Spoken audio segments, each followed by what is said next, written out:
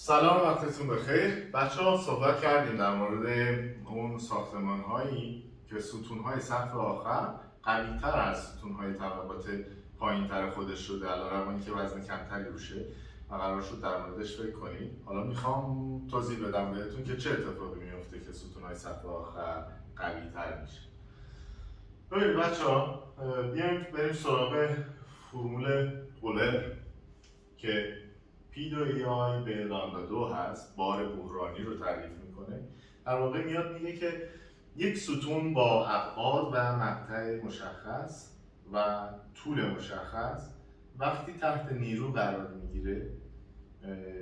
با توجه به اینکه گیرداری دو انتهاش چه شکلیه میتونه نیروی متفاوتی تحمل بکنه. طول مؤثر عبارت است از اون فاصله ای که لنگر صفر قرار داره، یعنی یک تیر دو سرمفصل تو دل این تشکیل شده. اینجا لنگر از حالت منفی به مثبت رفته و باز اینجا، و بنابراین این طول ال دومه، نصف طول این در واقع فاصله این ستونه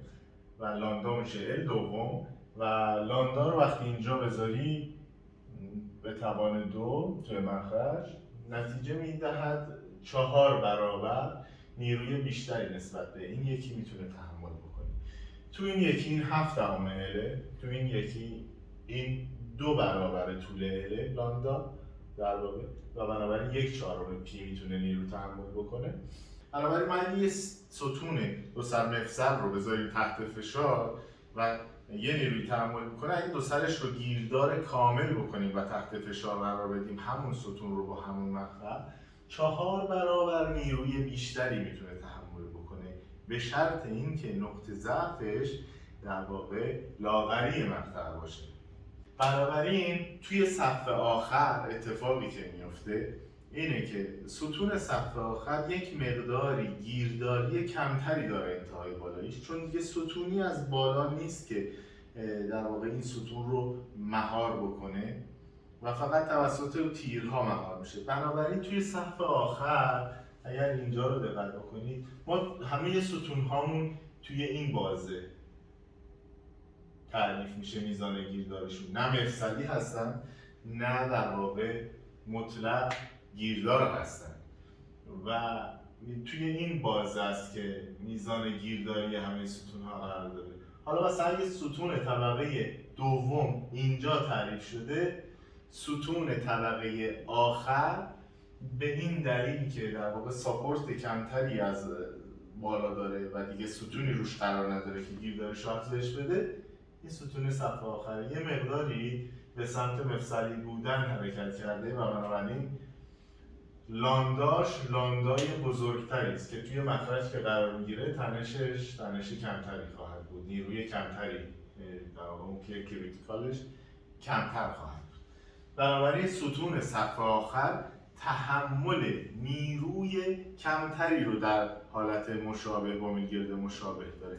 و میبینید که این تأثیر اونقدر زیاده که علیرغم اینکه تو صف آخر نیروهای کمتری روی صف قرار داره، بار کمتری قرار داره، تعداد طبقات کمتری رو ستون قرار داره، خیلی وقتها این در واقع تغییر میزان لامدا باعث میشه که علیرغم اون نیروی کمتر ولی آرماتور بیشتری توش استفاده بشه تا بتونه همون نیروهایی که روی بام تعریف کردی رو تحمل بکنه و توی نرم افزار جواب بده.